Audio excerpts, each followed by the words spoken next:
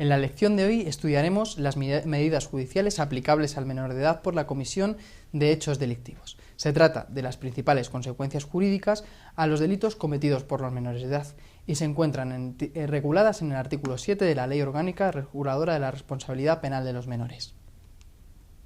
Las medidas aplicables se han intentado definir desde distintos puntos de vista doctrinales, puesto que no existe consenso en la doctrina acerca de si se tratan de medidas puramente correctivas o verdaderas penas juveniles. Así, algunos autores entienden estas medidas como socioeducativas, reeducativas y rehabilitadoras de carácter exclusivamente correccional, pero nunca penal. Otros autores entienden que su estatuto jurídico es diferente a las penas y medidas de seguridad de los adultos y que conforman medidas completamente autónomas, un nuevo género de consecuencias jurídicas al delito.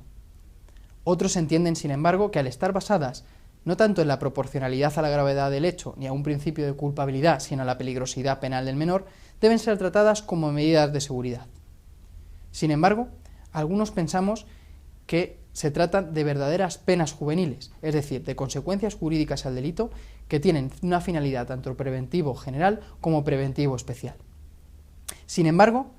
para algunos autores, entre los que me incluyo, las medidas sancionadoras educativas de la Ley Orgánica Reguladora de la Responsabilidad Penal del Menor tienen un carácter heterogéneo o fragmentario, que aúna todas las anteriores categorías dependiendo de cada medida. Así encontraríamos medidas puramente reeducativas, como la obligación de acudir a determinados centros educativos, medidas de seguridad, como puede ser el tratamiento ambulatorio o la medida de internamiento de carácter terapéutico para aquellos menores que muestren algún tipo de patología o adicción, y verdaderas penas juveniles, como puede ser la privación de libertad a través del internamiento en sus regímenes cerrado, semiabierto o abierto, e incluso medidas accesorias, como la privación de conducción de vehículos a motor o el alejamiento de la víctima. Dentro de las medidas encontramos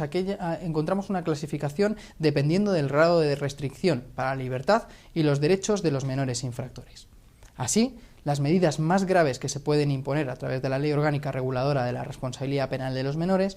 son las medidas privativas de libertad, que suponen siempre una restricción más o menos fuerte, dependiendo de la medida exacta y su régimen,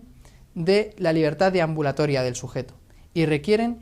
el internamiento o reclusión en algún tipo de centro de reforma que sea especializado para menores.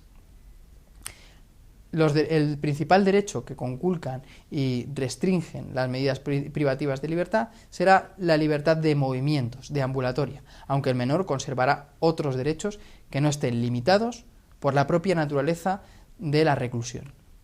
Así, podemos distinguir tres tipos de medidas de internamiento, principalmente la medida de internamiento en régimen cerrado, en la que el menor realizará todas las actividades en el interior del centro, aunque pueda pedir algunos permisos especialmente restringidos de salida,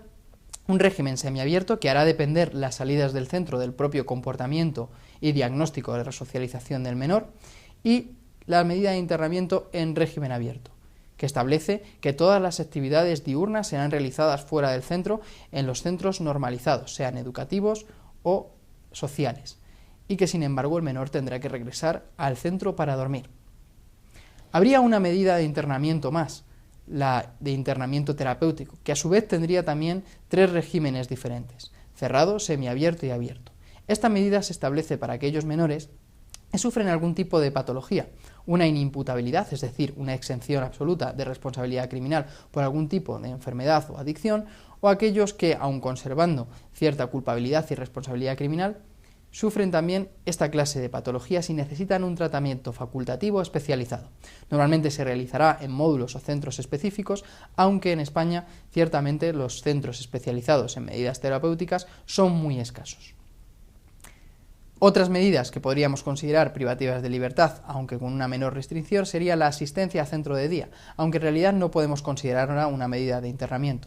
Se trata de la asistencia del menor a un centro educativo especial durante el día y poder regresar durante la noche a su ámbito social o familiar normalizado. Y por supuesto la permanencia de fin de semana, una especie de arresto que se lleva a cabo normalmente en el propio núcleo familiar del menor. En este caso, la familia del menor será la responsable de controlar que éste permanezca en el lugar que el juez de menores le ha indicado. Después podremos distinguir las medidas no privativas de libertad, que no implican una privación del derecho a la libertad ambulatoria del menor, sino una restricción más o menos acusada de otros derechos. Incluyen también medidas puramente reeducativas, como pueden ser la amonestación o la realización de tareas socioeducativas. Dentro de ellas destacamos en importancia la libertad vigilada, que puede imponerse tanto como medida autónoma, es decir, como sanción principal, o como complemento a la medida de internamiento. Una vez que el menor ha terminado su privación de libertad, al carecer la legislación penal de menores de una libertad condicional, la medida de libertad vigilada puede suponer una vigilancia y una continuidad en el tratamiento educativo especializado del menor a su salida del centro. El tratamiento ambulatorio, una especie de medida de seguridad, se impartirá en los centros sanitarios normalizados de la comunidad social, a diferencia del internamiento terapéutico, que siempre tendrá lugar en centros de internamiento especializados. La convivencia con otra persona o remisión supone que el menor pase a la tutela de una persona que se encargue de su educación y vigilancia. Por supuesto, el alejamiento de las víctimas como principal medida de protección establecida por el gran alarmismo social que ha causado la delincuencia juvenil en los últimos años.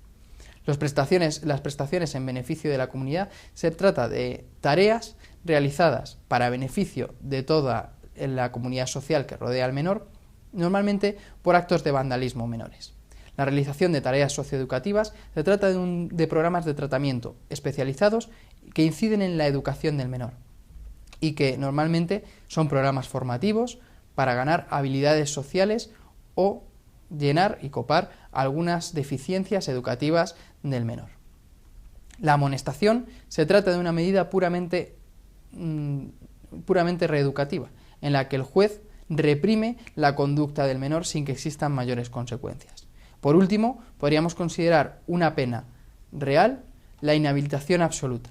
una especie de privación de los honores juveniles e infantiles para poder acceder a determinados concursos de oposiciones.